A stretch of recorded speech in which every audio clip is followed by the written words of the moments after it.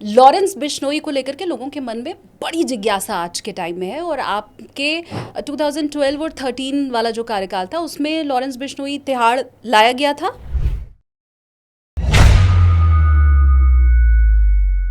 अब लॉरेंस बिश्नोई भी इस समय साबरमती जेल में ही है और अभी ये खबरें आ रही हैं कि वहाँ से ही उनका पूरा धंधा चल रहा है, तो कोई कनेक्शन है क्या?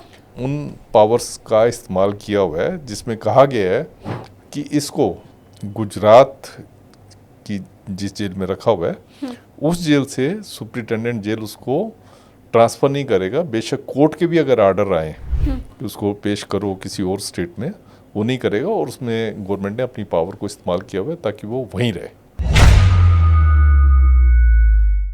आप अफजल गुरु से बहुत प्रभावित थे या ऐसा कुछ था?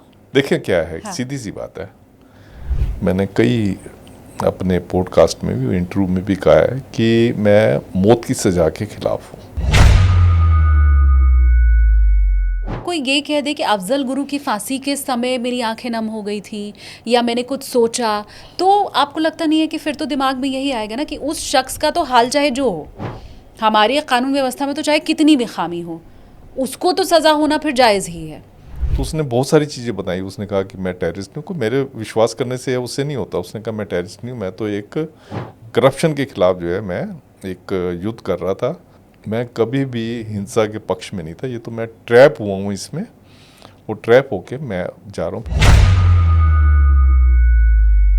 कोई आतंकी आपको आके ये क्यों कहेगा कि मैं आतंकी हूँ? आतंकी कभी भी ये नहीं कहेगा कि मैं आतंकी नहीं हूँ। तो आपको सबसे हाई प्रोफाइल केस जो उसने चाहा वो मिला, ऐसा कौन सा केस देखा? सुब्रतो राय सहारा है, देखते थे दिन के टाइम पे जो है एयर होस्टेस वगैरह जो है जा रही हैं वहाँ पे, क्या करने जा रही हैं एयर होस्टेस। एक मूवी आई थी सर शाहिद, उसमें ये दिखाया गया है कि कैसे एक यंग बच्चा होता है और उसको जब जेल होती है और वो अंदर पहुंचता है तो उसको फिज़िकली असॉल्ट किया जाता है। तो क्या आप जब जेलों में रहे तो ये फिल्मी कहानी से मैच होता हुआ कुछ रहा या ये बिल्कुल ही फिल्मी कहानी है, होमोसेक्सुअलिटी एंड ऑल जेलों के लिए? तो ये लोग क्या करते हैं, नीचे जैसे 4 कंबल हो गए तो उसमें बड़ा वो गद्दा बन जाता है, 4 कंबल और ऊपर डाल दिया, तो उसमें पता ही नहीं लगता कि ये आपका कंसेंट से हुआ है या आपने बाय फोर्स किया है। सुप्रीम कोर्ट ने सेशन जज को कहा दिल्ली के कि आप इंक्वायरी करो। उन्होंने इंक्वायरी में बड़े रिवीलिंग फैक्ट्स दिए। जो यंग प्रिजनर होते हैं इनको सर्व किया जाता है हैबिचुअल प्रिजनर्स को। चार्ल्स शोबराज को लेकर के बिकनी किलर कहा जाता था, इसी नाम से संबोधित किया जाता था, तो ये नाम कैसे पड़ा और जेल में आप लोग भी इसी नाम से बुलाते थे क्या? हाँ, इसको बिकनी किलर ऐसा कहते थे कि इसके बहुत सारे केसेस के ऐसे थे, डिनर पे इनवाइट करके उनको कुछ सीडेटिव्स वगैरह उनके खाने में मिला देता था, तो रेप करता था, उनके सामान को लूट लेता था, और अगर लड़की बहुत ही वो है रजिस्ट कर रही है तो इवन मर्डर तक कर सकता था। आपको डर नहीं लगता कि कभी मैं छोटा शकील से धमकियां पा रहा हूँ, कभी सरकार के अगेंस्ट में लिख रहा हूँ? 40 साल तक जेल में नौकरी की, किस लिए की है?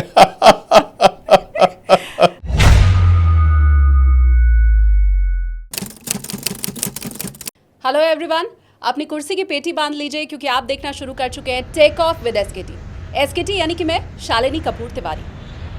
फिल्मों में आपने अक्सर देखा होगा कि एक हीरो होता है, एक विलन होता है। हीरो और विलन की लड़ाई होती है, बहुत लंबा दोनों के बीच में लड़ाई झगड़ा मारपीट एक्शन होता है, और फिर उसके बाद विलन को पुलिस पकड़ के ले जाती है, जेल में बंद कर देती है और हैप्पी एंडिंग हो जाती है। जिस जगह पर ये स्टोरी की एंडिंग हुई है, रियल लाइफ में स्टोरी वहीं से शुरू होती है।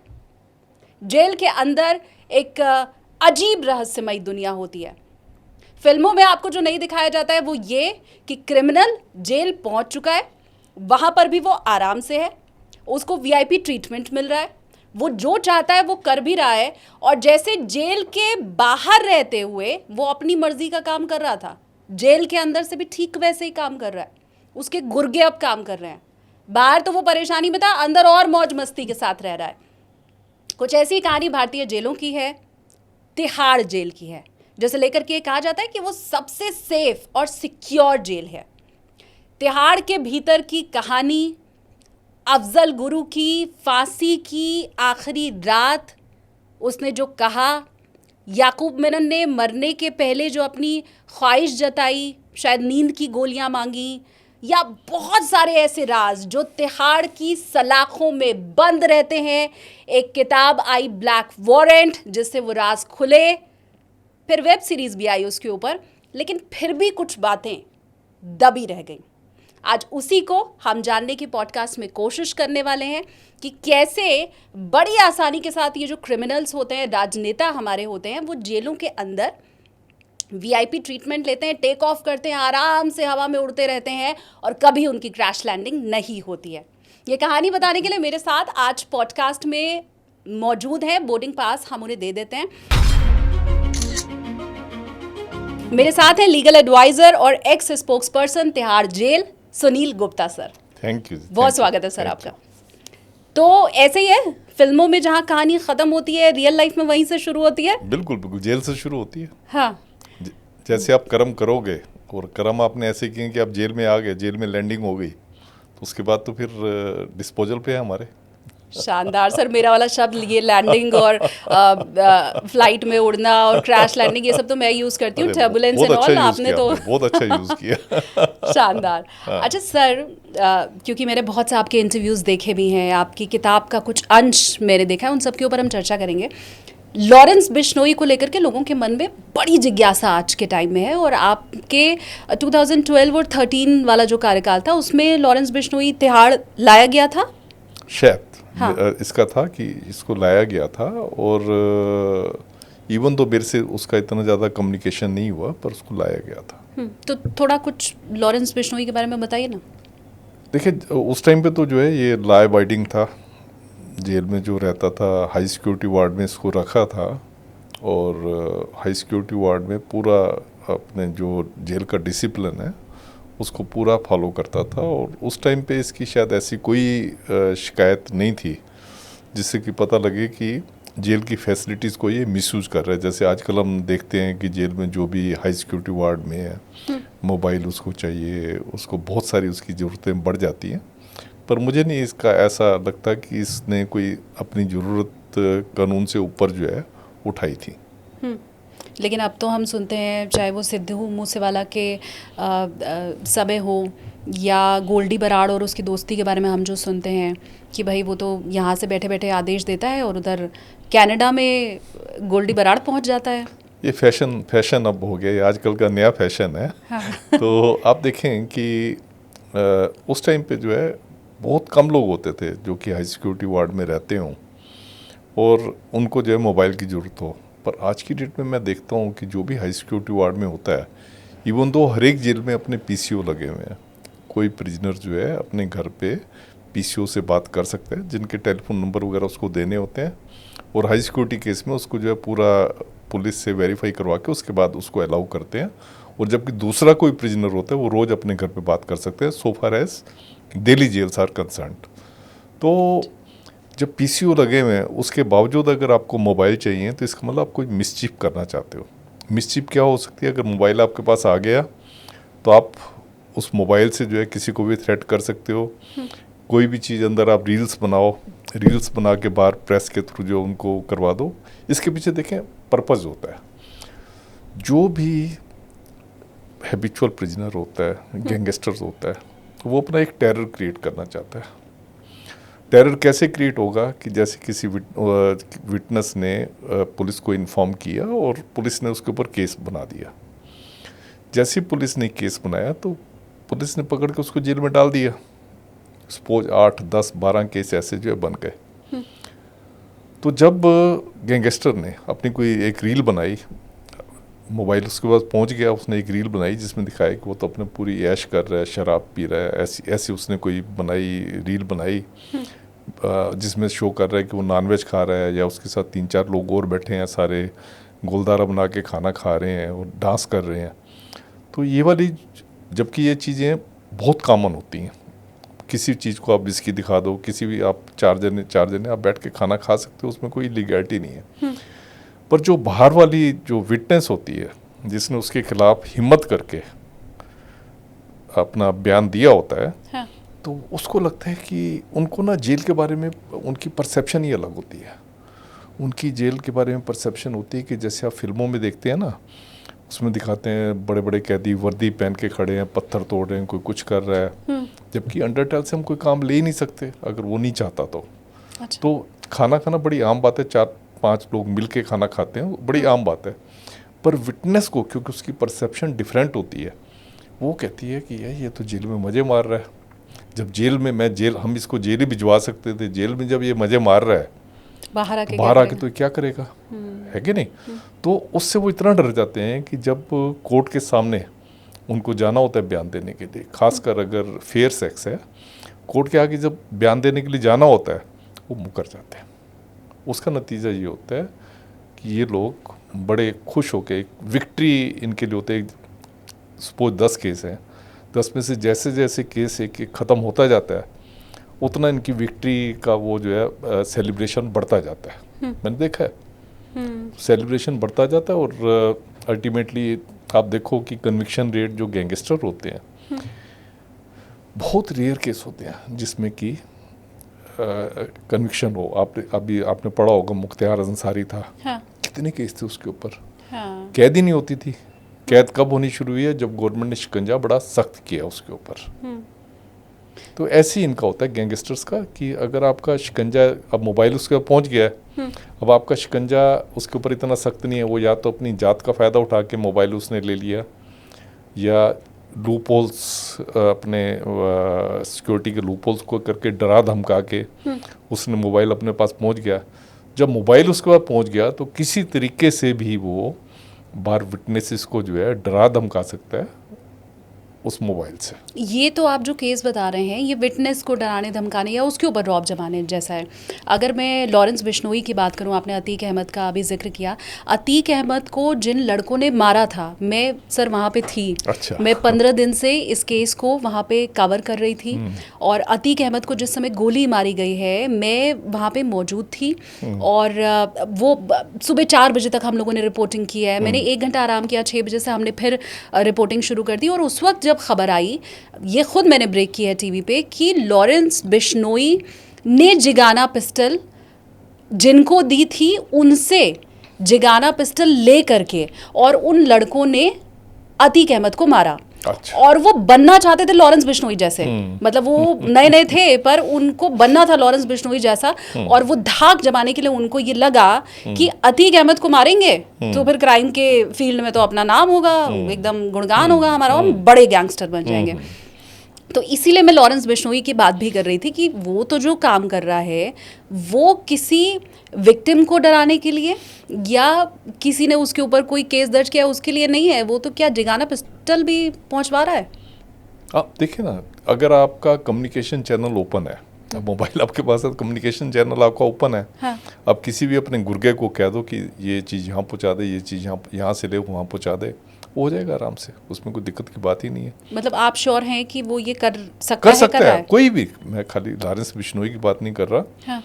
कोई भी हो, मुख्तियार अंसारी हो या अतीक अहमद हो या कोई भी हो, कर सकता है। अगर मोबाइल उसके पास है, वो कुछ भी कर सकता है। आपको मैं बताऊं कि ये पप्पू यादव था हमारे यहाँ। पप्पू यादव तिहाड़ पे क्यों आया था? क्योंकि सुप्रीम कोर्ट के पास रिपोर्ट थी कि वो जिस जेल में, बिहार की जेल में था, वहाँ पे उसका दरबार लगता था। उसका दरबार लगता था, मोबाइल यूज़ करता था वो, और सब चीज़ें जो जेल में नहीं होनी चाहिए उसके पास थी।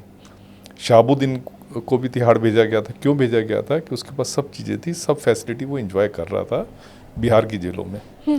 तो जब ये चीज़ होगी, उन्होंने, सुप्रीम कोर्ट ने तिहाड़ के ऊपर अपना एक विश्वास जताते हुए कहा कि इनको हम तिहाड़ में भेजेंगे तो वहाँ पे कानून की गिरफ्त में रहेंगे ये, और कोई गलत चीज़ें नहीं करेंगे। तो हमने किया, मतलब तिहाड़ में उनको रखा। पर अगर आपके पास मोबाइल है, जैसे सुप्रीम कोर्ट ने ऑब्जर्व किया है, तो आप मोबाइल अगर है तो आप कुछ भी कर सकते हो वहाँ से, कुछ भी। इंडिया में मर्डर बैठे बैठे कनाडा। इंडिया में बैठे बैठे कनाडा। आप देखें ना, अब मैं अखबार में ही पढ़ रहा था कि बिश्नोई जब वहाँ था, पंजाब की जेल में था, वहाँ से उसने कोई अपना इंटरव्यू दे दिया था जर्नलिस्ट को। जब आपने इंटरव्यू दे दे, ये नहीं होगा कि जैसे हम आपस में बैठे बात कर रहे हैं तो मैं जर्नलिस्ट को इंटरव्यू दे रहा हूँ, ऐसे नहीं हुआ होगा। पक्की बात है, वो मोबाइल पे बात हुई होगी और उसने जो है वो दे दी, कर दिया। पर कितना देखो शोर मचा, पर अल्टीमेटली होता कुछ नहीं।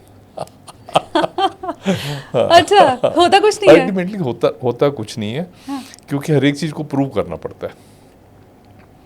अगर उसने मोबाइल से दिया है, मतलब क्योंकि पहले तो वो ये कह रहे थे कि नहीं इसने फिजिकल इंटरव्यू दिया है, सामने बैठ के दिया है। नहीं, वो ऑडियो वाला ही था। हाँ, वो ऑडियो वाला था। हाँ। तो ऑडियो वाले में वो अपनी कुछ और डिफेंस ले रहा है। और देखें इसके ना कानून जो है, कानून बहुत वीक है। अगर कोई प्रिजनर मोबाइल से आपको इंटरव्यू दे रहा है या मोबाइल से किसी को थ्रेट दे रहा है, कि थ्रेट का केस तो आपके ऊपर दर्ज हो जाएगा, पर ये प्रूव करना अल्टीमेटली बड़ा मुश्किल हो जाता है। और साथ में क्या है कि इसको बहुत छोटे लेवल की इसकी रैंकिंग होती है कि मोबाइल से आपने थ्रेट दिया, थ्रेट का केस तो आपके ऊपर दर्ज हो जाएगा। हाँ। पर जिसने मर्डर किए हैं उसके ऊपर थ्रेट का केस उसके ऊपर हो गया तो उसको क्या फर्क पड़ेगा। हाँ, ठीक बात। तो हाँ, इस चीज़ का जो है ये फ़ायदा उठाते हैं। और जेल में तो पहले अगर आपके पास मोबाइल मिला है तो this was not a crime. इसमें क्या होता था, खाली सुप्रीम जेल को पावर होती थी कि आपको जो है वार्निंग दे देगा, या आपकी अगर कैदी हैं तो आपकी कैदी होने का मतलब नहीं होता। अंडर ट्रायल में ज़्यादातर ये हैबिचुअल जो होते हैं, अंडर ट्रायल उसमें छूट जाते हैं। तो अगर हैबिचुअल है तो आप उसको प्रैक्टिकली, कोई सुप्रीम के पास कोई पावर है ही नहीं उसको सजा देने की। अब इन्होंने कर दिया, अब जो नया मॉडल जेल मैनुअल आया है उसमें उन्होंने कर दिया कि इनका एक क्रिमिनल केस इनके ऊपर दर्ज करवा के, अगर मोबाइल मिलता है किसी भी प्रिजनर के पास, तो आप उसके ऊपर क्रिमिनल केस जो है दर्ज करवा सकते हैं।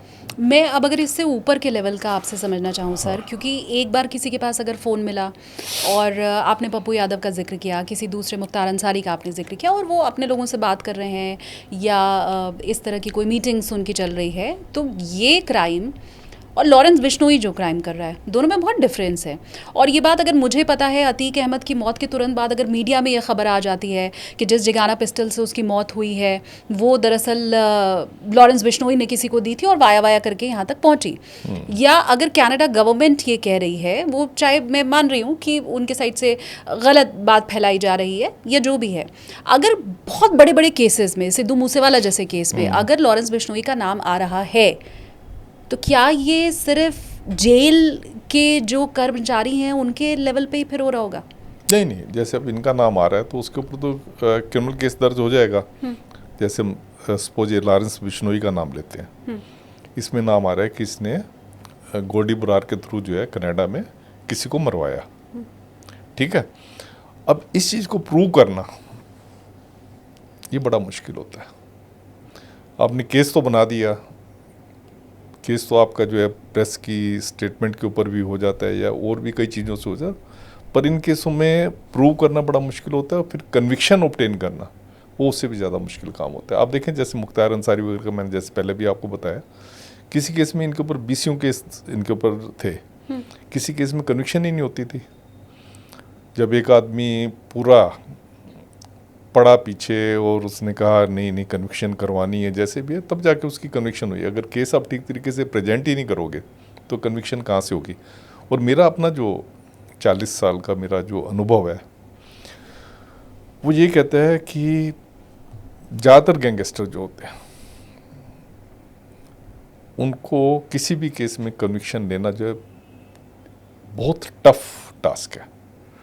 आप एक गरीब आदमी को या एक कैजुअल उसको तो आप कन्विक्शन करवा सकते हैं, पर बहुत कम केस होते हैं जिसमें आपने किसी हैबिचुअल को या गैंगस्टर को आपने कन्विक्शन करवाई है।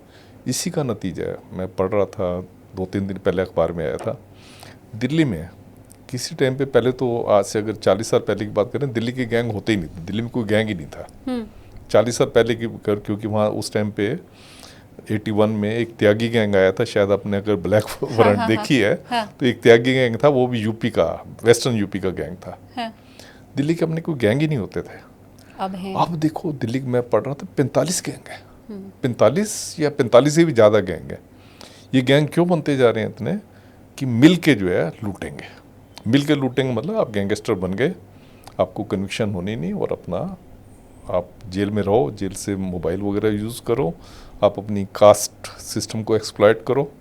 आप देखें किसी टाइम पे क्या होता था, किसी टाइम में मैं उन 45 साल पहले की बात करूं कि तो वहाँ पे क्या होता था कि जो आपके ग्राम की पंचायत है, अगर उनकी पंचायत में किसी ने क्राइम किया है तो भाई साहब वो इतना उसको डेप्रिकेट करते थे कि क्यों क्राइम किया, हुक्का पानी बंद कर देते तो उसके घर वालों को कहते हैं इनके घर से कोई रिश्ता नहीं रखेगा, इतना ज़्यादा वो क्राइम के अगेंस्ट थी पंचायत। जब पंचायत अगेंस्ट होती है तो पूरी उस कम्युनिटी में ना एक लॉ के प्रति जो है एक रिस्पेक्ट होती है, जब पंचायत बहुत सख्त है। पर अब आप देखो क्या हो रहा है, अब पंचायतें ज़्यादातर आपको पता ही है गाँव में तो ये कास्ट बेसिस के ऊपर होता है। ज़्यादातर पंचायत कोई किसी ने अगर 10 मर्डर कर दिए, उल्टा उसको एक अपना एक फाइटर का दर्जा दे देते हैं। ज़्यादातर जैसे मैंने आपको बताया 45 या इससे भी ज़्यादा गैंग हैं जो उनकी पंचायत है, क्योंकि उनकी पंचायत जो है उनके साथ इतनी टफ नहीं है, इसलिए नए नए गैंग बनते जा रहे हैं, वो क्राइम जो है बढ़ता जा रहा है। तिहाड़ के अंदर गैंग वॉर हो रही है सर? हाँ, तिहाड़ के अंदर गैंग मैंने सवाल पूछा, मैं लाइव थी और उसी समय खबर आई कि तिहाड़ के अंदर गैंग वॉर हो गई और मारने की कोशिश की। तो हमारा तो पहला सवाल होता है हथियार कहाँ से मिले उनको? तो हमें बताया गया कि वो जो चादरें थी, पर्दे थे, उनसे वो फर्स्ट फ्लोर से नीचे उतर गए, और शायद जो रॉड्स लगी हुई थी, सलाखें थी, उनको बहुत पहले से उखाड़ने की कोशिश चल रही थी, फिर वो निकाला, मतलब उन्होंने हथियार बना लिए, शायद आप बात कर रहे हैं तिल्लू तेजपुरिया की बात कर रहे हैं। देखो तिल्लू तेजपुरिया को मैं बताऊं आपको, क्योंकि मैं जो कुछ बता रहा हूँ कि मैं तो खुद उसके गांव नहीं गया था, पर उसके गांव में इतनी रिस्पेक्ट थी। तिल्लू तेजपुरिया को जो मारा गया था दूसरे गैंग ने, क्योंकि जेल में हर एक चीज़ लोहे की होती है। अच्छा, हर एक चीज़ लोहे की, मजबूती के चलते क्योंकि उनके जो दरवाजे होते हैं, जो सेल के दरवाजे होते हैं वो लोहे के होते बने, और बाहर ग्रिल्स होती हैं वो सारी लोहे की होती हैं, मोटे लोहे की होती हैं। अगर आपने किसी लोहे को आप तोड़ने में कामयाब हो गए तो पूरा चाकू की तरह काम करेगा, एक सरिये की तरह काम करेगा। अगर आपने ज़्यादा जोर लगा के एक सरिया भी निकाल लिया तो उससे आप कुछ भी आप कर सकते हैं। तो जब उसको तिल्लू तेजपुरिया को मारा था, अखबार में मैंने पढ़ा था कि पूरा का पूरा गाँव रोया था, और उसके साथ शमशान में जब उसका वो अंतिम संस्कार वगैरह किया उसमें गया। नहीं तो पहले कहाँ होता था, पहले होता था कि अगर किसी ने मर्डर कर दिया या कोई ऐसा क्राइम कर दिया तो गांव का कोई बंदा, पंचायत का कोई बंदा उनके साथ रिलेशन नहीं रखता, तो कोई भी, ये तो बहुत दूर की बात हो जाती थी कि क्रिमेशन में साथ जाना। पर आप देखें क्राइम को इतनी रिस्पेक्टेबिलिटी मिल गई है कि जब पंचायत रिस्पेक्टेबिलिटी देंगी तो आप देखें क्राइम बढ़ेगा ही बढ़ेगा। और धर्म वाली बात आपने बहुत सही, कौम वाली बात आपने बहुत सही कही। अतीक अहमद के टाइम में इतना वहाँ पे पहरा था कि लोग कब्रिस्तान तक बहुत बड़ी संख्या में नहीं पहुँच पाए थे, वरना अपने इलाके का तो वो हीरो था। आपने 3 करोड़ कहीं से वसूली की और 3 लाख रुपए आपने इलाके में लगा दिया, तो लोगों को तो हीरो ही लगता है। जिसको वो 3 लाख मिले उसके लिए तो वो हीरो है ना, 3 करोड़ जिससे लिए उसके लिए विलन है। तो बात आपने बहुत ठीक कही। मैं बताऊँ आपको कि एक मैंने बहुत बड़े गैंगस्टर से है, नाम मैं नहीं बताऊँगा आपको, मैंने उससे बात की, हर बार इलेक्शन जीत जाता था। मैंने कहा भैया तू बता यार कैसी इलेक्शन कैसे जीत जाता है? तो जो बात आपने कही है वही उसने कही। वो कहते हैं कि जो ये कहते गांव वालों की जो एक्सपेक्टेशन बड़ी छोटी होती हैं, उनको आपने हैंड पंप लगवा दिए, आपने उनको पंप लगवा दिए पानी की सिंचाई के लिए, या कुछ भी कर दिए जिस पे खर्चा इतना ज़्यादा नहीं होता, तो उस पर आपको वोट मिल जाते हैं। तो उसने एक्सटॉर्शन से किडनैपिंग करके करोड़ों रुपए कमा लिए, और कुछ 1 लाख रुपए अगर उसने इस पे लगा भी दिए जो कि उसके अपने फंड से हैं, जो एमएलए फंड है उससे हैं, तो उससे आप इलेक्शन जीते जा रहे हो। तो सर जब अतीक अहमद की बात चल ही रही है, अतीक अहमद साबरमती जेल में पहले था, वो साबरमती से उसको ले करके ये जो पूरा प्रयागराज तक पहुंचे थे ना, वो पूरा कवर करते करते वहाँ से गाड़ी में बैठ के मैं भी प्रयागराज तक पहुंची थी, हमारी पूरी टीम थी, मैं पहले ही से थी प्रयागराज में। तो ये आप मुझे बताएं, उस वक्त भी मीडिया ने बहुत सवाल उठाया कि जी साबरमती जेल में बैठ के, क्योंकि खबरें तो आ ही रही थी कि भाई वो वहाँ से भी धमकियाँ दिलवा रहा था, उसका बेटा यूपी की जेल में था, वो यहाँ से धमकियाँ दिलवा रहा था, तो साबरमती जेल में वो भी था और वहाँ से काम कर रहा था। अब लॉरेंस बिश्नोई भी इस समय साबरमती जेल में ही है, और अभी ये खबरें आ रही हैं कि जी वहाँ से ही उनका पूरा धंधा चल रहा है। तो कोई कनेक्शन है क्या? देखिए क्या है कि गवर्नमेंट को पावर्स है। मैंने जब लॉरेंस बिश्नोई का जो है, मैंने इसका स्टडी किया था कि इसको गुजरात की जेल में क्यों रखा हुआ है, जिसके ऊपर ऑल ओवर इंडिया में जो है मुकदमे दर्ज हो, तो उसको वहाँ पे क्यों रखा हुआ है। तो जो फिर उसमें जो इन्फॉर्मेशन मिली, गवर्नमेंट को पावर होती है कि जब पुराने सीआरपीसी के प्रोविज़न होते थे, और अब जो बीएनएसएस है उसमें भी है, ये जो अब कानून है उसमें भी है कि अगर आपको लगता है कि किसी गैंगस्टर की अगर आप उसको दूसरी जेल में भेजते हो तो उसकी जान को खतरा है, या गैंगस्टर को किसी इन्वेस्टिगेशन के लिए उस स्टेट से बाहर नहीं जाना चाहिए, पहले उस स्टेट का मुकदमा जो है ख़त्म हो, उसके बाद बाहर की स्टेट के हों। ऐसे में कई कुबाड़ घांडी था, उसके केस में भी ऐसे था। तो इसमें मैंने देखा इन्होंने उस गवर्नमेंट ने सीआरपीसी की उन पावर्स का इस्तेमाल किया हुआ है जिसमें कहा गया है कि इसको गुजरात की जिस जेल में रखा हुआ है उस जेल से सुप्रिटेंडेंट जेल उसको ट्रांसफ़र नहीं करेगा, बेशक कोर्ट के भी अगर आर्डर आए कि उसको पेश करो किसी और स्टेट में, वो नहीं करेगा। और उसमें गवर्नमेंट ने अपनी पावर को इस्तेमाल किया हुआ है ताकि वो वहीं रहे। अगर कोर्ट से ऑर्डर आएगा उसके बाद भी नहीं उसको लेके जाया जाएगा? उसमें जेल सुप्रीम को पावर है। अगर गवर्नमेंट अगर कहती है कि नहीं इसको यहाँ से ट्रांसफ़र नहीं करना तो उसको या पेश नहीं करना, तो उसमें जेल सुप्रिटेंडेंट जो है बाउंड है कि उसको पेश नहीं करेगा, और उस कोर्ट को बता देगा कि इसको हम इसलिए पेश नहीं कर रहे क्योंकि इसके ऊपर गवर्नमेंट ने ये ऑर्डर पास किया हुआ है। तो ये तो बातें सुन के मैं क्या ये मतलब निकालूं कि उसको वहाँ पे जानबूझ के रखा गया है ताकि वो आराम से उसका जो साम्राज्य है वो चलाता रहे, फैलाता रहे? नहीं, ये तो आप देखें कुछ भी प्रिज्यूम कर सकते हैं। हाँ। बाकी गवर्नमेंट की पावर्स है।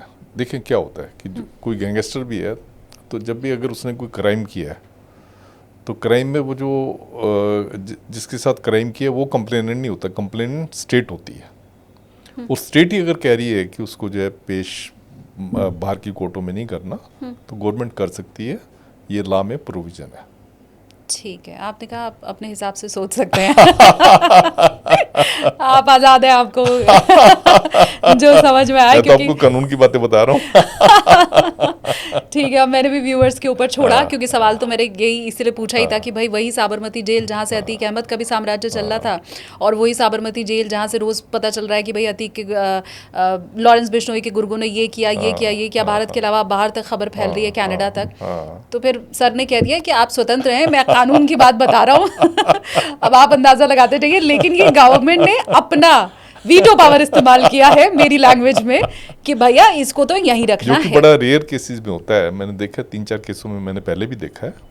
ये कौन कौन से केस थे? एक मेरे को याद है, कबाड़ घैंडी करके के वो था, उसको गवर्नमेंट ने कहा हुआ था कि इसको दिल्ली से बाहर नहीं भेजना। अच्छा। तो उसके कोलकाता वगैरह के काफ़ी केस थे, तो हम उसको नहीं भेजते थे क्योंकि गवर्नमेंट ने अपनी पावर इस्तेमाल करके कहा हुआ था कि इसको तिहाड़ में रखना है।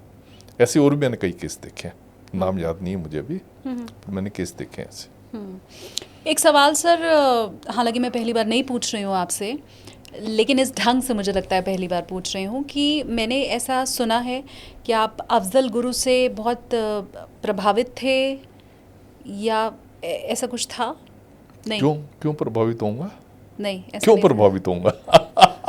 देखिए क्या है, हाँ। सीधी सी बात है, मैंने कई अपने पॉडकास्ट में भी, इंटरव्यू में भी कहा है कि मैं मौत की सज़ा के ख़िलाफ़ हूँ। मौत की सज़ा के क्यों ख़िलाफ़ हूँ? क्योंकि मौत की सज़ा, जो मेरा अपना एक्सपीरियंस कहता है, अगर मैं स्टैटिस्टिक्स वगैरह देखूँ ऑल ओवर इंडिया की, तो मौत की सज़ा ज़्यादातर ऐसे लोगों को मिलती है जिन्होंने लीगल एड के ऊपर जिनका केस जो है वो चला होता है। मतलब जो गरीब आदमी है, लीगल एड पे जिनका केस चला होता है, ऐसे केसों में मौत की सज़ा होती है। या प्रेस का प्रेशर होता है, बहुत ज़्यादा पब्लिक प्रेशर होता है। जैसे हमारी पब्लिक आजकल बड़ी खुश होती है कि अगर किसी रेपिस्ट को आपने, अब ये नहीं उनको इसमें कोई बिल्कुल इंटरेस्ट नहीं होता कि इसने रेप किया था भी या नहीं किया था। हाँ। किसी का रेप हुआ और पुलिस ने कहा कि इसने रेप किया था और उसका एनकाउंटर करके वो मर गया, पब्लिक सेलिब्रेट करती है। हाँ। बड़ा अच्छा वो मर गया। अरे भैया, कोई कानून भी कोई चीज़ होती है, आप देखते तो सही उसने किया भी है कि नहीं किया। आपको इतनी निराशा, आपको ये लगता है कि कानून है इतना लंबा चलेगा, सालों साल तक मुकदमा चलता रहेगा और मुकदमा चलेगा, उसके बाद वो छूट जाएगा और आप सेलिब्रेट कर रहे हो कि उसको उन्होंने एनकाउंटर में मार दिया। इसका मतलब जो रूल ऑफ जस्टिस है वो हमारे किसी को विश्वास ही नहीं है, किसी को जो जो हमारा लॉ है उसके ऊपर विश्वास ही नहीं है। हर कोई चाहता है क्विक जस्टिस, क्योंकि उनको दूसरी जस्टिस जो रूटीन जस्टिस है उसके ऊपर विश्वास नहीं है, और मेरे हिसाब से बिल्कुल ठीक है। पर सर फास्ट ट्रैक कोर्ट भी तो इतना टाइम ले नहीं, रहा है ना। हाँ, वही बात है। हाँ। देखें क्या है, आप किसी भी सभ्य कंट्री में जाओगे वहाँ पे केसेस का निपटारा करने की एक समय सीमा होती है। इवन मुझे लगता है कि पाकिस्तान में जाओगे, बांग्लादेश में भी जाओगे, बेशक वहाँ शरीयत है या दूसरी तरह का ला है, उससे कंपैरिजन नहीं करना चाहिए, पर वहाँ भी ये होता है कि आपको एक समय सीमा आपकी बांधी हुई होती है। ये हिंदुस्तान है जिसमें कोई समय सीमा है ही नहीं। डेमोक्रेसी के नाम पे कोई समय सीमा नहीं है। आपका मर्डर का केस है, 8 साल चल रहा है, 9 साल चल रहा है। मैंने यहाँ तक मर्डर के केस देखे हैं कि मर्डर का केस चल रहा है, वो केस बल्कि इनफैक्ट मैं कर रहा हूँ अभी सुप्रीम कोर्ट में, मैं उस केस को कर रहा हूँ। 13 साल तक उसका केस चलता रहा, मर्डर का केस, जबकि 14 साल में प्रीमेच्योर रिलीज के लिए कोई भी प्रिजनर जो है एंटाइटल हो जाता है कंसिडरेशन के लिए। 13 साल तक उसका जो है केस अभी अंडर ट्रायल है, ट्रायल कोर्ट के आगे चल रहा है। तो एक समय सीमा होनी चाहिए। चोरी का केस है, 1 साल में ख़त्म कर दो, क्यों नहीं आप ऐसे करते? अब अगर रेप का केस है उसको 2 साल में ख़त्म कर दो, मर्डर का केस है 3 साल में ख़त्म कर दो। अगर इतनी देर में आप ख़त्म नहीं कर रहे, आप एक लॉ बना दो ना, ऐसा आप एक लॉ बना दो। अगर आप इतनी देर में ख़त्म नहीं कर रहे तो जज साहब को रीज़न देने पड़ेंगे कि इतनी देर में क्यों ख़त्म नहीं हुआ। जहाँ पे आप रीज़न देने की बात कर दोगे ना, आपका सिस्टम बिल्कुल स्मूथ हो जाएगा। मैं भी आपको एग्जांपल भी दूंगा कैसे। जहाँ आपने जज की अकाउंटेबिलिटी कर दी कि आप रीज़न दो कि फ़लाँ केस 2 साल में क्यों ख़त्म नहीं हुआ, या मर्डर वाला केस 3 साल में क्यों नहीं ख़त्म हुआ, रीज़न दो। और रीज़न अगर आपके जस्टिफाइड है, ठीक है। अगर आपने जस्टिफाइड रीज़न नहीं दिए, आप कंपेंसेशन का उसमें प्रोविज़न कर दो। कंपेंसेशन का प्रोविज़न कर दो कि विक्टिम को भी या विक्टिम की जो फैमिली है उसको भी कंपेंसेशन मिलेगा, और जो एक्यूज है वो भी तो बेचारा जेल में पड़ा रहा है इतनी देर तक। 11 साल जैसे मैंने आपको बताया, 13 साल जेल में रहा है वो मर्डर का। उसका केस अब मैं सुप्रीम कोर्ट में कर रहा हूँ, तो उसको भी आप कंपेंसेशन दो। जहाँ हमारे हिंदुस्तान में बहुत अच्छी बात है ये, मुझे पता है हमारे हिंदुस्तान की क्या अच्छी बात है, जहाँ आपने कंपेंसेशन का प्रोविज़न कर दिया, आपका कानून फटाफट भागता है, बिल्कुल रेल के ऊपर आ जाता है, फटाफट भागता है।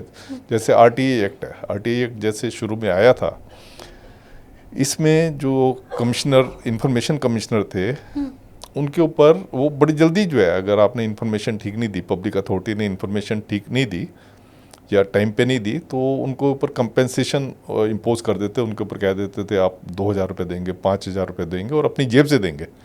यहाँ तक होते थे कि आप अपनी जेब से देंगे।